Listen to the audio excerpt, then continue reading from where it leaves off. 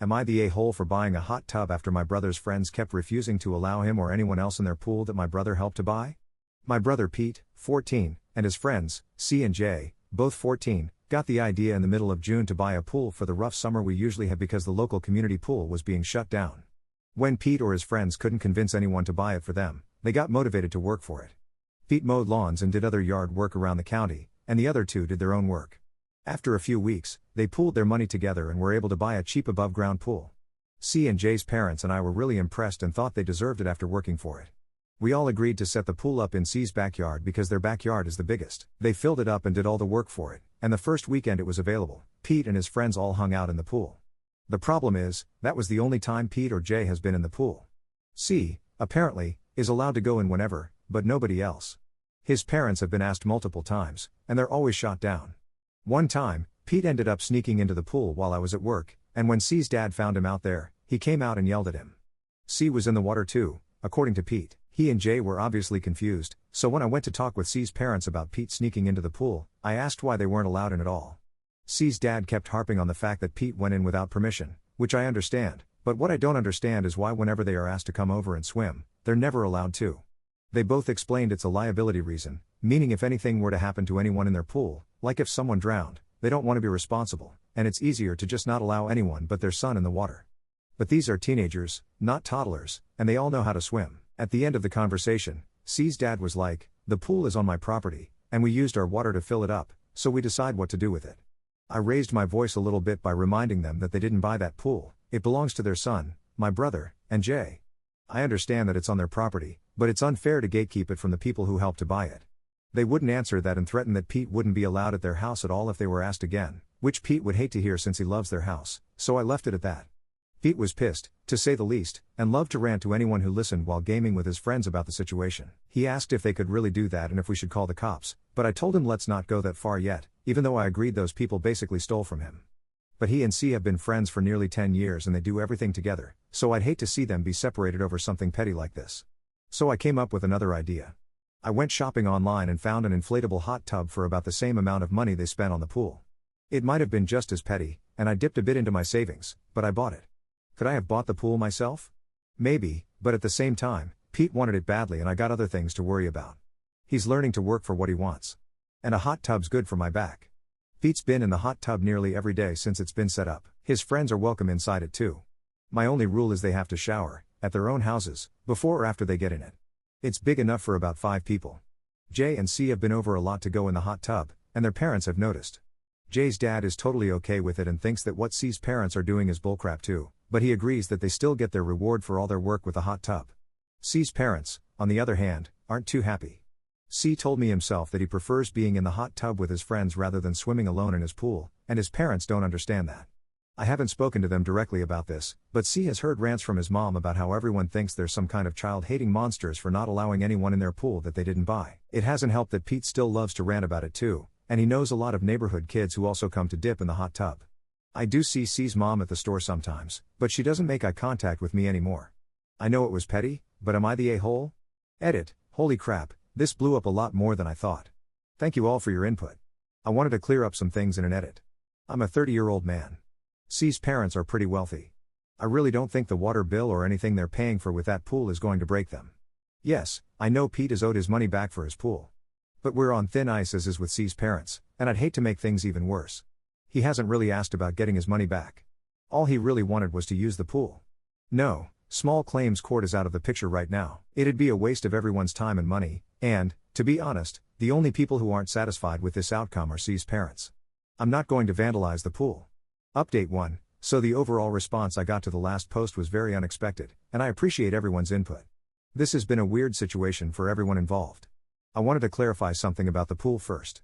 It's not inflatable, it's one of those frame pools that you set up and then fill with water. I'd say it's around 15 feet round, at least big enough to fit 3 teenagers and 2 adults all at once. And like I said before, the only reason we set it up in C's parents' backyard is that my backyard isn't that big, so the pool would have been crossing into our neighbor's yard. Jay and his dad live in a townhouse, and C's family lives in a big house with at least 2 acres of open land around them. Obviously, they have the most room.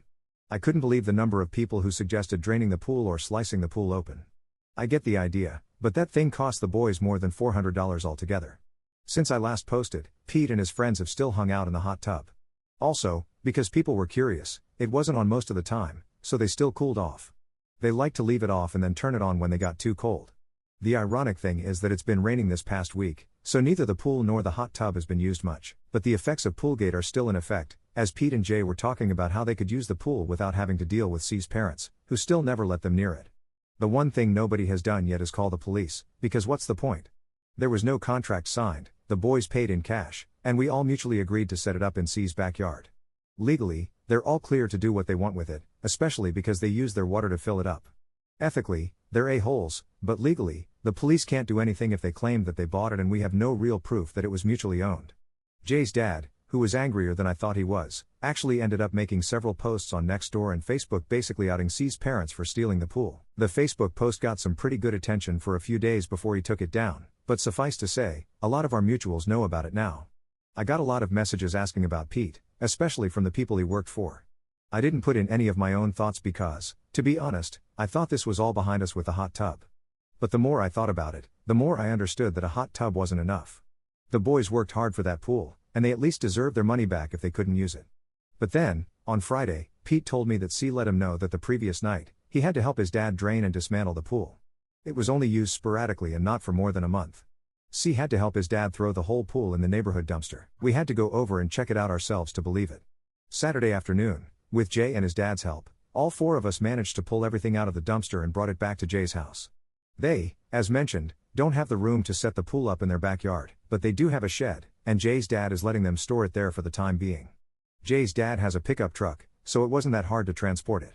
C had no idea, and neither did his parents, but we both did get some questioning texts asking if we took the pool. Neither of us denied it. Pete hasn't been able to talk to C ever since because, I assume, his phone's been taken away and he's been occupied with other things. That's my way of saying, of course he was grounded. Understandably, everyone is pissed now. Jay's dad and I are pissed, especially because those guys just up and tried to throw away something these boys earned by working. The boys are pissed because not only have they been prevented from using the pool, except for C, but their hard work was literally thrown away because his parents don't want to be responsible for it. The parents are beyond pissed that they were publicly shamed, that their son snitched on them, and that we got to the pool before the dump truck did. And yes, we did get questions from neighbors when we were digging through the trash. We told them the truth. The worst part is that, because the weather is getting colder, there's no point in trying to set the pool up anywhere else, even if we could. Thankfully, they still have the hot tub, so now, as it should have been from the beginning, Jay's dad and I are going to sit down and talk with C's parents about what compelled them to try to get rid of the pool like that instead of just letting the boys use the thing they bought, and also find out exactly what the issue is behind this whole situation. I have a feeling it's not going to go well. If they won't at least refund the boys, which we're going to demand, then we're both taking them to small claims. We both know we might get screwed considering they can afford good lawyers and neither of us can. All we want is the $300 split between Pete and Jay, and then this whole thing will be behind us. It sucks that Pete and C's friendship may be over after this, but it isn't either of their fault. Final update, we had our conversation. Jay's dad, who I'll call Russell, and I showed up at C's parents' house after work under the guise of trying to mend whatever problems haven't been settled over this whole pool thing yet. We've all known each other for about as long as the boys have, so about 8 years for Jay and 7 for C. It's not like we're strangers, so it wasn't uncomfortable. We were offered some drinks, and we sat down. The first thing I asked was what this was all about. They wanted to focus on the fact that we dumpster dived to get our pool back, but we were firm that we knew this wasn't really about the pool. C's dad, who I'll call Greg, was mostly quiet the whole time. He just sat back and nodded while his wife, who I'll call Lorraine, spoke for the both of them. I asked if they really were okay with the boys setting up the pool in their yard to begin with, and they both looked at each other before saying no, they weren't. They both thought it was a waste of money, and pools are a seasonal item, so they should have bought something that they could use year-round.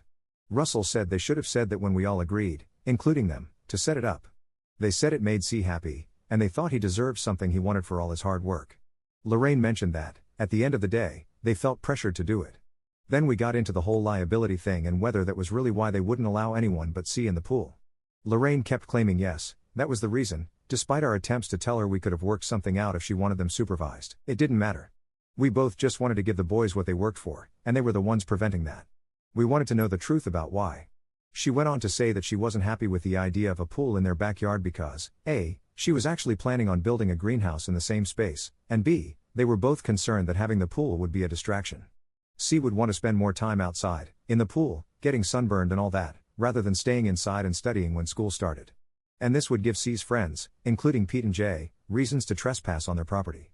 Lorraine brought up when Pete snuck into the pool without permission, and apparently, it was such a big deal that it warranted second thoughts about keeping the pool at all. We were dumbfounded. They've never acted like this before in all the years we've known them. Honestly, I didn't buy that explanation, and neither did Russell. Greg supported her comments, but they could see that we were unsatisfied with that answer. We wanted to know if they had something against either of our boys. Lorraine then asked if she could be honest with both of us. I had a feeling we were going to get answers, so I said, "Yes, hit us with your best shot." She said that they both believe that Pete and Jay are bad influences on their son. As they've gotten older, C has become louder, more vulgar, and less willing to join them on their own family activities. Our boys, primarily Jay, are loud, violent, and smart-mouthed, and they've always felt that C should look for new friends. Then she went on this tirade about how they have planned C's future already. He's going to get into a top university that they're already prepared to pay for, he's going to get a good job after he graduates, meet a woman and get married, have kids, and essentially live a normal adult life. All of this apparently is never going to happen because of Pete and Jay. We were silent. Lorraine kept saying, I'm sorry over and over again, and that we wanted to know the truth, and that it's just a concern they have. Russell spoke first. He asked if they've always felt this way, and Greg said, in a way, yes, it wasn't that bad when they were little and just hanging out at school, but as the boys have gotten closer, it's become a problem. When asked what exactly was so bad about these teenage boys, Lorraine again mentioned their mouths, their violent tendencies, their habits, like video games, and all the usual stuff you hear about what's bad for growing kids. They also said that, in their opinion, both of them are missing things in their lives that they believe will keep C out of trouble when he gets older. They were, of course, referring to mother figures. Pete's never had a relationship with our mom, and Jay's dad is divorced, and Jay's mom lives in another country with his sister. So because neither of them has had a wise, loving mother to powder their little asses and warm their bottles like C does, they're bad kids. Oh, and because they're devout Christians and neither of us goes to church, that was brought up too. They've just kept their mouths shut about these problems the whole time for the sake of their friendship. Then Lorraine dropped this little bomb. She basically implied that they have the means to give C a proper future, meaning money, and just because we don't for our boys, that doesn't give us the right to try and bring C down to our level. Our level, according to her, is not having the means to care for children properly, denying them opportunities, and all these different little nitpicks about our lives that, in their opinion, reflect on Pete and Jay and their attitudes that C has learned from them. Now we were pissed. Russell actually got up and raised his voice, and I had to restrain him and calm him down a little bit. Greg threatened to call the police if there was any trouble, and that's not how we wanted this night to end. Lorraine was crying and kept saying, I'm sorry again and again. When he calmed down, Russell spoke in a pretty low voice and told them both that we all have different situations, and we're raising these boys in our own ways. If there's something you don't like about either of our boys, you don't hold it against them. You mention it to us. That's how I'm going to grow as a parent, at least. And nothing about either of our situations gives them the right to say these boys are bad influences. None of them have been to prison or had the cops called on them or anything. We had to remind them of our histories. I asked them to consider that I'm Pete's brother, not his parent, and I wasn't prepared to raise him when I took him in. I had no choice other than putting him into the foster system. Russell brought up personal problems he had with his ex-wife and her distant relationship with Jay. We both said we're doing our best raising these boys, just like they are, but if they're so concerned about how they're being raised, what makes them think they're any better just because they have more money?